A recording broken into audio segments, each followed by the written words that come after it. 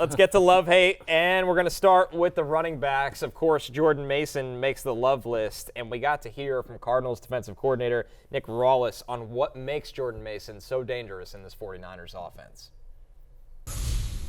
Yeah, I mean, he knows how to run the different type of runs they have, the wide zone. Very good at finding those, just reading it down the line, finding those cuts, and then when he does find that seam, he is a load to bring down. He gets downhill.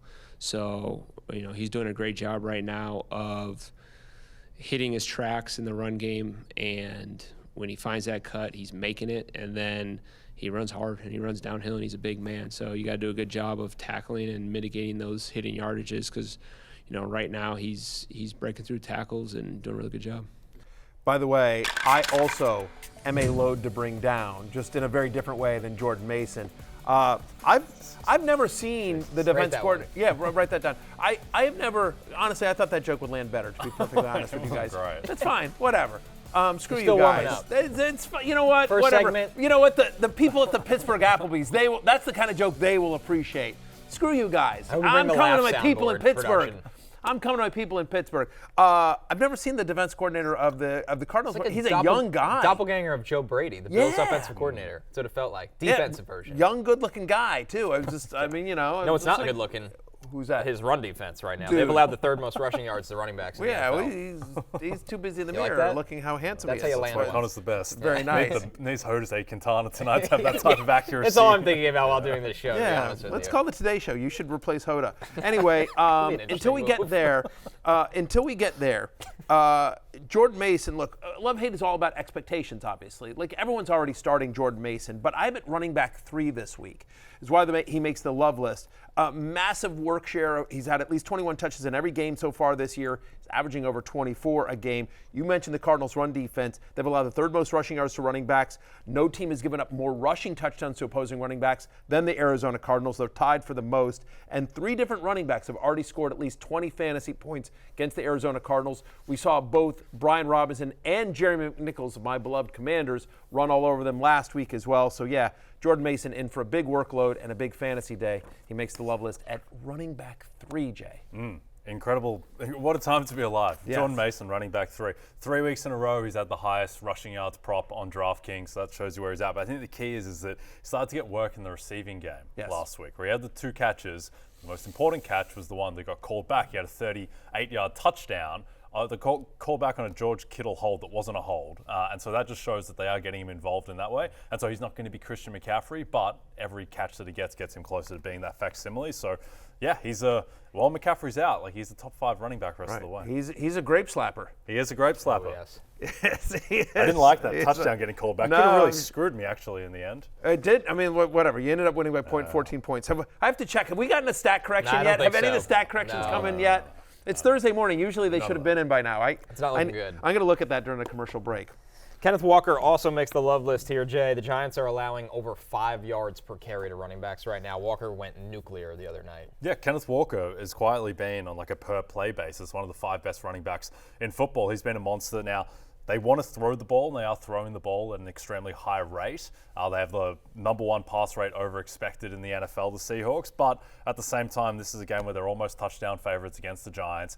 I don't think they want Geno to be dropping back 45 times a game. I think they would like to run the ball. And Ken Walker, like, the thing with him is it's always been, if he just is out there and stays on the field, he's a top 7, top 10 fantasy running back. It's just a matter of being healthy, and he's healthy at the moment. Yeah, to your point about the workload, he's played 2 games this year, and in those 2 games, he's gotten 80% of the Seahawks' red zone rushes. He's gotten 100% of their goal-to-go rushes as well. And the Giants, who give up a lot of big plays. That's one of the calling cards of Ken Walker, is just he's got this big play ability, right? Well, the Giants allow 5.1 yards per carry to running backs, and they've given up the 3rd most rushes of 10 or more yards. So they give up these big running plays, and, again, Walker just has that kind of home run hitting ability as well. So obviously, again, monster game last week. He did everything he could to bring me back against the Grape Slappers. Didn't get me there ultimately, but I have him at running back 6. Again, significantly higher than where he was drafted. Like, he's a he's a mid-tier RB1. Also, who could easily finish as the number 1 running back in fantasy this week.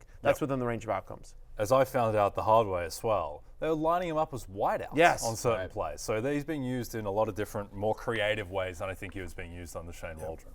With Andy Dalton taking over at quarterback for the Panthers, they've become a professional offense, and that's helped Chuba Hubbard. He's always getting the volume in the run game, Matthew, but he's getting a lot of looks in the pass game now as well. He really is, right? 3 straight games now with a double-digit target share. He's had at least 4 receptions in each of those games, 20 or more touches, 120 scrimmage yards in both games that Andy Dalton has started. The Red Rifle has made the Chuba Rocket go. Sure. No, I was trying to think the Hubba, I was trying to give me something here. Chubba like Bubba? The Chubba Bubba go, and Chubba Hubba. I'll come up with something. He's only been in the league for like 4 years. No, but I was going off the Red Rifle. Is there another sort of thing that starts with a C or an H, like the Hubbard, hand grenade? He makes the Hubbard hand grenade go off. Telescope? Is that a? Yeah, the Hubble telescope is a thing. Either way, we're going to work through this. We're going to workshop it. We'll bring it back to you. Maybe we'll debut it in Pittsburgh. But either way, it's a nice matchup against the Bears. For all their defensive prowess, they have allowed at least 18 fantasy points or more to a running back in 3 of 4 games so far this season. And Hubbard, who is getting a lot of the workload, he's involved in the passing game. He's a true 3-down back. This is a competent offense under Andy Dalton, who's obviously familiar with the Bears. Remember, former QB1. Andy Dalton. He saw them he saw some of these guys in practice back in the day. And the other thing is like, I'm just going to, while we're just talking about Carolina Panthers, my love-hate column, which will come up a little bit later today, it's probably out by the time you're seeing this, was an AMA today, Ask Matthew Anything. And one of the questions came up was Nick Chubb or Jonathan Brooks. Jonathan Brooks, they very quietly, they announced that they're not ready to clear him for practice yet, that the Panthers did. So I don't know when we're going to see Jonathan Brooks. And you think about what the Panthers franchise is right now, like there's no reason to rush Jonathan Brooks back because Chuba Hubbard has played so well. And that's a team, like the question was actually who's a better stash, Nick Chubb or Chuba Hubbard? And I think it's Nick Chubb, and I don't think it's particularly close. Nick Chubb's already practicing. We know Nick Chubb is good in the NFL. We've seen him be one of the best in the NFL. We haven't seen Jonathan Brooks take an NFL snap. We think he's going to be good, but we don't know when that's going to be. You learn a lot about IR windows this time of year because guys that start out in the IR, their practice window can open after 4 weeks. So if a guy opens, it usually means he's been healthy and now he's just eligible. If a guy's not practicing, that's a red flag to me. So it's not that I'm out on Jonathan Brooks this year. It's just it's a frustrating stash at this point if he's not even back on the field. Yeah, and the thing with Chubb is that he has to be activated within the next 21 days. Correct. I would guess there's just the guessing game. I think he's not going to play this week, I wouldn't think. Next week we'll see. I think he'll be back by the Cincinnati game in week 7. But yeah, Chuba Hubbard, by the way, his rushing prop set 8 yards higher than Breece Hall this week, which shows you where Breece Hall is at. Wow. crazy. Shots fired at Connor and his Jets. Tough times. Others receiving votes. Kareem Hunt comes in as RB23. Kareem Hunt off the couch and into the top 25 running backs. Speaking of guys eligible to be activated, Clyde Edwards-Helaire is eligible to be activated this week. We will see if he does. It is the Monday night game against the Saints, so this one's a little bit dicey, but I do feel like the expectation is that if CEH is activated, it won't be that big of a role to begin with.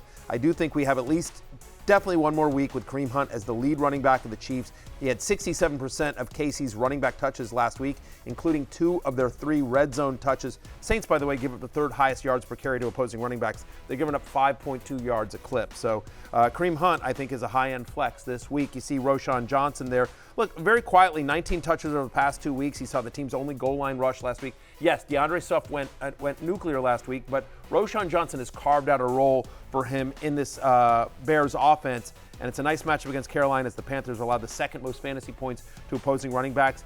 And Antonio Pierce, by the way, said on Monday that Madison has earned more work and that he's, quote, going to get it. Zamir White has not been great. It's one of the reasons why Zamir White was on the preseason hate list as well. And so Pierce all but came out and said, like, yeah, I know how you know how you guys hate Zamir White, so do I. He didn't say that, but in his eyes, it felt like that's what he was saying in his eyes. Well, he did like an Instagram post suggesting a trade for Devontae Adams, so Antonio Pierce might have felt that way at this point. Wow.